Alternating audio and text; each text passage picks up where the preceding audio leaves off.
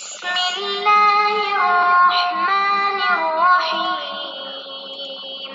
اعوذ باللہ السمیع العلیم من الشیطان الرجیم بسم اللہ الرحمن الرحیم الحمد لأہلہ والصلاة علی اہلہا عزیز طلبہ السلام علیکم ورحمۃ اللہ وبرکاتہ شرح المدوم کتاب حج درس نمبر 248 میں حج کی واجب قسم کو تبدیل کرنے کا حکم بیان کیا جائے گا۔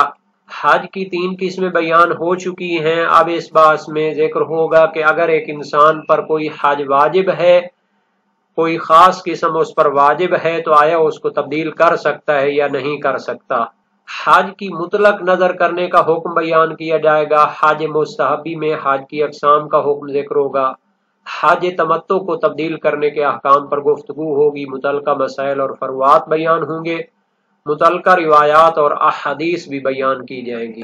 مسئلہ یہ ہے کہ اگر کسی نے حج کی نظر کی ہے اور اس میں حج کی نوع اور قسم کو معین نہیں کیا تو اس شخص کو اختیار حاصل ہوتا ہے کہ حج کی 3 اقسام اور انواع میں سے جس کو چاہے اختیار کرے اور اس کو انجام دے، چاہے نظر کرنے والا اہل مکہ میں سے ہو یا دور دراز کے علاقوں کے رہنے والا ہو۔ اسی طرح جس شخص نے مستحب حج کرنی ہے اس کو بھی اختیار ہوتا ہے کہ وہ حج کی 3 اقسام میں سے جس کو چاہے اس کو انجام دے۔ البتہ حج تمتع مطلقاً افضلیت رکھتی ہے، چاہے حج مستحب ہو، چاہے ناظر مطلق ہو، چاہے اہل مکہ کے لیے ہو یا دور دراز کے لوگوں کے لیے ہو۔ عبارت کو دیکھتے ہیں، فرمایا والقران افضل، حج افراد اور حج قران میں سے حج قران افضلیت رکھتی ہے۔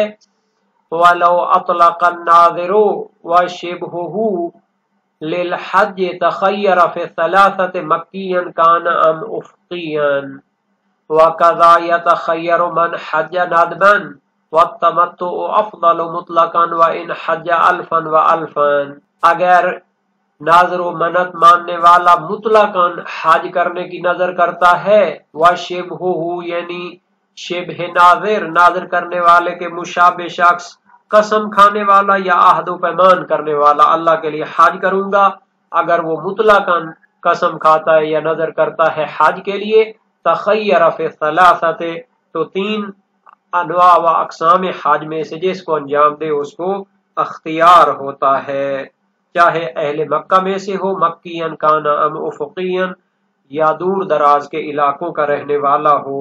اسی طرح یتخیر من حج ندبا، جو شخص مستحب حج کرنا چاہتا ہے تو اس کو بھی اختیار ہوتا ہے کہ 3 اقسام میں سے جس قسم کو انجام دینا چاہے تو وہ انجام دے سکتا ہے۔ والتمتع افضل مطلقا، جبکہ حج تمتع بطور مطلق افضلیت رکھتی ہے۔ وَإِنْ حَجَّ أَلْفًا وَأَلْفًا، اگرچہ 1000 حج اس نے کرنے ہوں، تو یہ جو مطلب ہے یہ امام باقر علیہ السلام کی روایت کا مضمون ہے، جس میں امام نے فرمایا اگر میں 1000 حج کروں تو حج تمتع انجام دوں گا۔ وَلَيْسَ لِمَنْ تَعَيَّنَ عَلَيْهِ نَوْعًا بِالْأَصَالَةِ أَوِ الْعَارِضِ الْعُدُولُ إِلَى غَيْرِهِ علی الاصح عملا بظاہر الآیت و صریح روایت وعلیہ الاکثر، جس شخص پر حج کی خاص قسم واجب ہو معین طور پر، چاہے بالاصالہ یعنی قانون شریعت کے تحت اسی پر اصل میں جو واجب ہوئی ہے خاص قسم ہے، یا کسی عارضی اور خاص سبب کے تحت وہ کیا ہے اس پر خاص قسم واجب ہوئی ہو، تو اس کے لیے جائز نہیں ہے کہ جو قسم اس پر واجب ہوئی ہے اس کو چھوڑ کر کوئی دوسری قسم انجام دے۔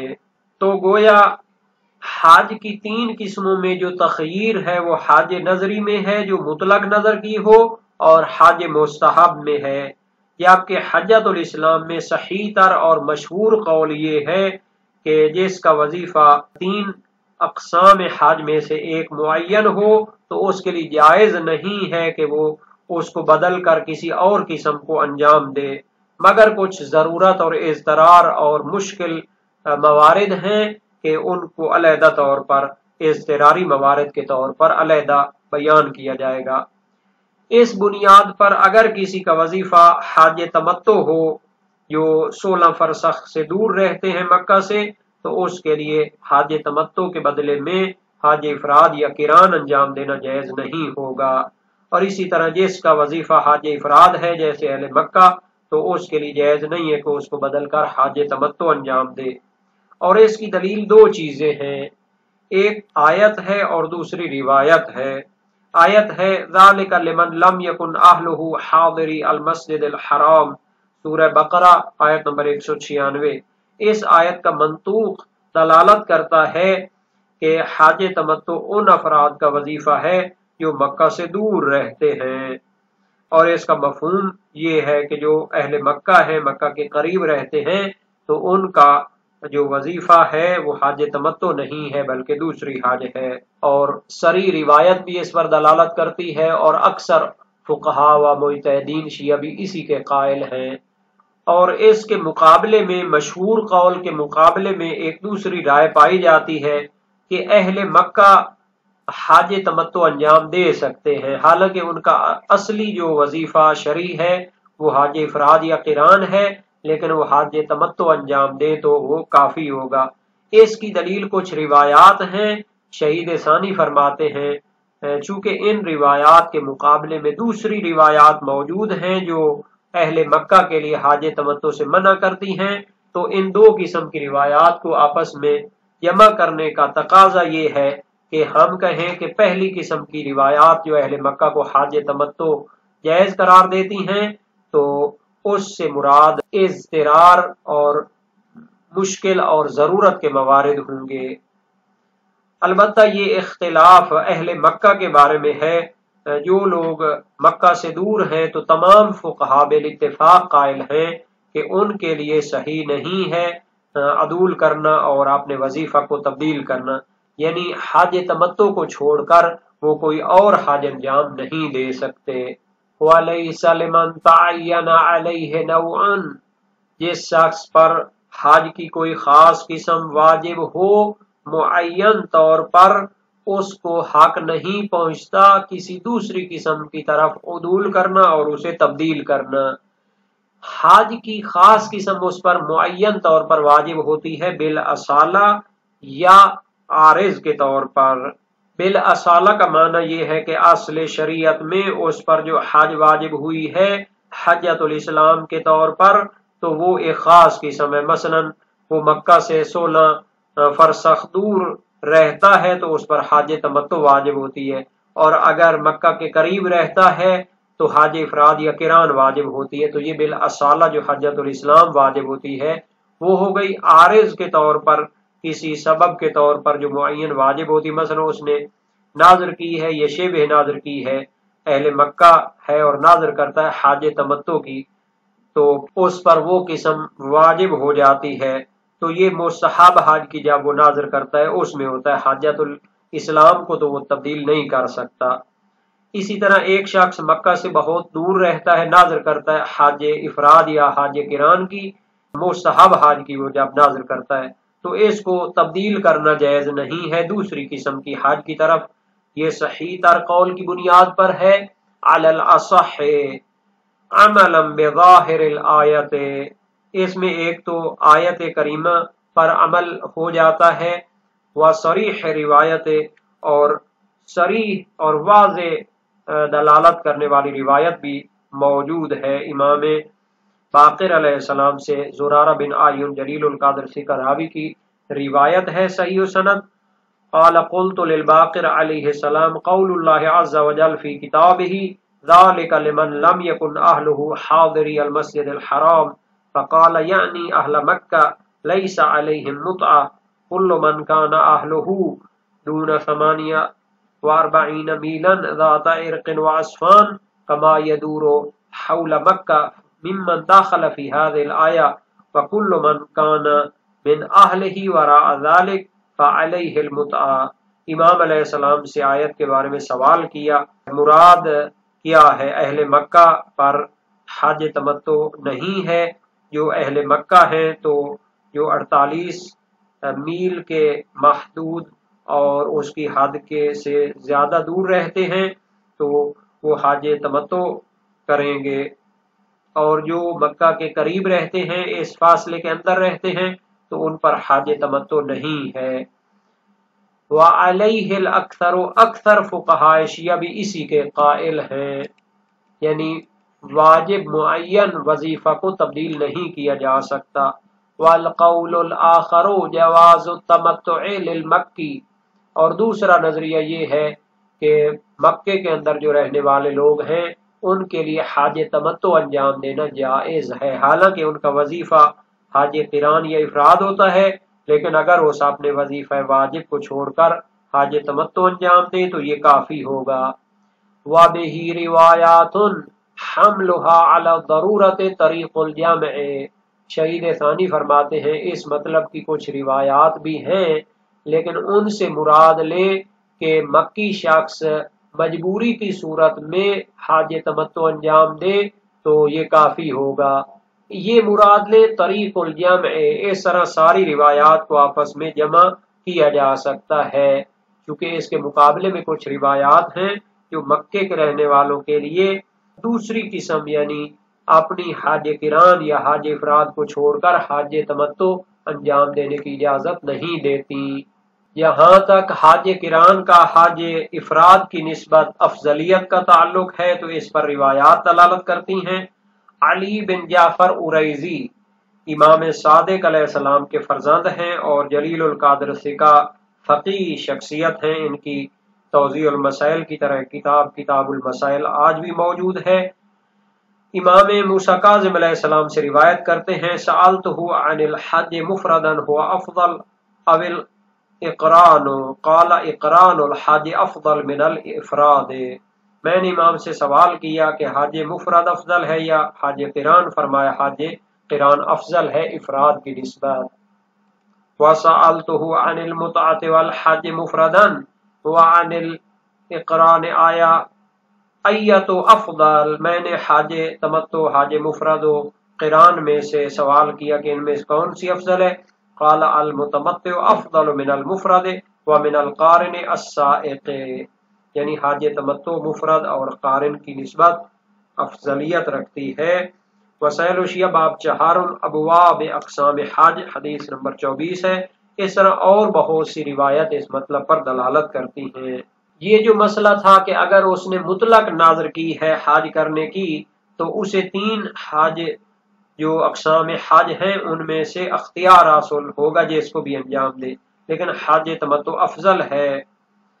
مگر جب نظر متعین ہو تو پھر جس حج کی اس نے معیناً نظر کی ہے اسی کو انجام دینا پڑے گا، دوسری قسم کافی نہیں ہوگی۔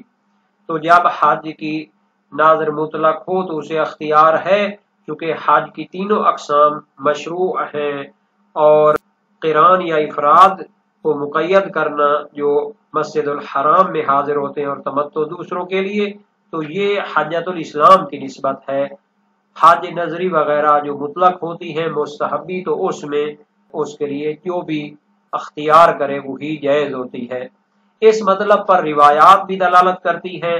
صحیح معاویہ بن عمار صاباتی جلیل القدر ثقہ راوی ہیں، قلت لابی عبداللہ علیہ السلام ونحن بالمدینہ انی اعتمرت عمرہ فی رجب وانا ارید الحج فاسوق الحادی او افرد او اتمتع فقال فی کل فضل وکل حسن، قلت وای ذلك افضل فقال ان علی علیہ السلام کان یقول لکل شہر عمرہ تمتع فہو واللہ افضل۔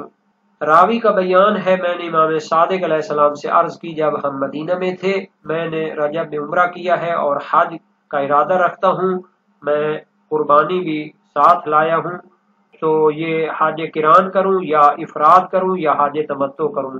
فرمایا ہر ایک میں فضیلت ہے اور ہر ایک میں بہتری ہے۔ میں نے عرض کی ان میں سے افضل کون ہے؟ فرمایا امام علی علیہ السلام فرمایا کرتے تھے ہر مہینے میں عمرہ ہے اور تمتع تو خدا کی قسم افضلیت رکھتی ہے۔ وسائل الشیعہ باب 4 ابواب اقسام حج حدیث 18 ہے۔ عبد الصمد بن بشیر کی روایت ہے قال علی عطیہ قلت لابی عبداللہ علیہ السلام افرد الحج جعلت فداک سنہ فقال علی لو حججت الفا والفا لتمتعت فلا تفرد۔ مجھے عطیہ نے بیان کیا، میں نے امام صادق علیہ السلام سے عرض کی کہ میں حج افراد کرتا ہوں، ہر سال میں آپ پر قربان جاؤں۔ فرمایا اگر میں 1000 حج کروں تو میں حج تمتع کروں گا، تو بھی حج افراد انجام نہ دے، یعنی حج تمتع کی فضیلت بیان کر دی۔ یمیل کی روایت امام صادق علیہ السلام سے، ما دخلت قط الا متمتعا الا فی هذه السنہ فإني والله ما أفرغ من السعي حتى تتقلقل أضراسي والذي صنعتم أفضل۔ تو امام صادق علیہ السلام سے منقول ہے، میں تو جب بھی جاتا ہوں مکہ تو حج تمتع کے لیے جاتا ہوں، مگر اس سال خدا کی قسم میں جب سعی سے فارغ ہوا تو میری داڑھ میں درد شروع ہوا۔ خدا کی قسم جو تم انجام دیتے ہو یعنی حج تمتع تو یہ افضلیت رکھتی ہے۔ اور اس قسم کی روایات ترجمہ وسائل الشیعہ جلد 8 صفحہ 176 باب 4 میں موجود ہیں۔ اس میں کل 24 روایات ہیں، جن میں سے 4 کو چھوڑ کر باقی 20 کا ترجمہ کیا گیا ہے۔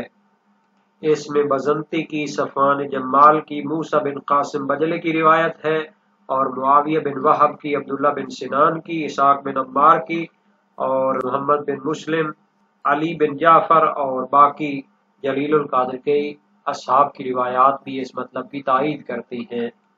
اور جو بزنتی کی روایت ہے امام ابو جعفر ثانی سے، کان ابو جعفر علیہ السلام یقول المتمتع بالعمرۃ الی الحج افضل من المفرد السائق للحج، وکان یقول لیس يدخل الحاج بشیء افضل من المتعۃ۔ تو اس میں بھی حج تمتع کی حج قران و افراد کی نسبت افضلیت بیان کی گئی۔ یہ روایات جیسا کہ تمتع کی افضلیت پر دلالت کرتی ہیں کہ اقسام ثلاثہ مکی اور مدنی کے لیے جائز ہوتی ہیں، چاہے اس سے حج تکرار ہو یا نہ ہو۔ ہاں حجۃ الاسلام اس قانون سے خارج ہے تو باقی اس میں داخل رہیں گی۔ اور جس شخص کے لیے حج تمتع معین طور پر واجب ہوتی ہے، اس کے لیے جائز نہیں ہے کہ حج افراد و قران کی طرف تبدیل کرے مگر اضطرار اور مجبوری ہو، تو اس حکم میں کوئی اختلاف نہیں ہے۔ اور جس پر حج افراد و قران متعین طور پر واجب ہو، اس کے لیے حج تمتع کی طرف تبدیل کرنا جائز نہیں ہے مگر کوئی اضطرار اور مجبوری ہو۔ شیخ طوسی مبسوط میں جواز کے قائل ہوئے، اختیاری صورت میں وہ تبدیل کر سکتا ہے، تو اس کی دلیل جو ہے وہ ضعیف قرار دی گئی ہے۔ ہاں شیخ طوسی نے کچھ روایات سے استدلال کیا ہے۔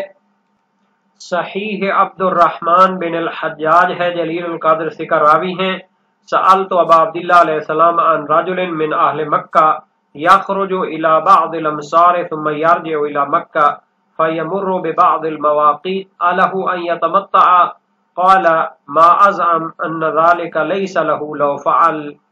وسائل الشیعہ باب ہفتم ابواب اقسام حج میں حدیث دوم ہے۔ میں نے امام صادق علیہ السلام سے اس مکی شخص کے بارے میں سوال کیا جو بہر کسی علاقے میں گیا ہوا تھا، پھر مکہ کی طرف پلٹ رہا تھا تو میقات سے گزرا، تو کیا وہ تمتع کا احرام باندھ سکتا ہے؟ فرمایا میرا ماننا یہ ہے کہ وہ ایسا کر سکتا ہے۔ اکثر علماء نے اس سے مراد ضرورت اور اضطرار لیا ہے تاکہ اس کے درمیان اور باقی روایات کے درمیان جمع کر سکے۔ پہلے تو آیت موجود ہے ذالک لمن لم یکن اہلہ حاضری المسجد الحرام، اور اس کا منطوق ہے کہ تمتع غیر حاضر کے لیے ہے جو دور کے علاقوں میں رہتے ہیں، اور مفہوم یہ ہے کہ جو مکی ہیں ان کے لیے پھر تمتع کی اجازت نہیں ہے۔ اور روایات بھی ہیں، اور صحیح علی بن جعفر اریزی امام جعفر صادق علیہ السلام کے فرزند ہیں، قلت لاخی موسیٰ بن جعفر علیہ السلام لأہل مکہ ان یتمتعوا بالعمرۃ الی الحج فقال لا یصلح ان یتمتعوا لقول اللہ عز وجل ذالک لمن لم یکن اہلہ۔ وسائل الشیعہ باب ششم ابواب اقسام حج حدیث دوم ہے۔ میں نے امام موسیٰ کاظم علیہ السلام جو ان کے بھائی بھی ہیں سوال کیا کہ اہل مکہ وہ عمرہ تمتع کے ساتھ حج تمتع کر سکتے ہیں؟ فرمایا ان کے لیے حج تمتع کی اجازت نہیں ہے، چونکہ اللہ تعالی نے قرآن میں فرمایا ہے ذالک لمن لم یکن اہلہ حاضری المسجد الحرام۔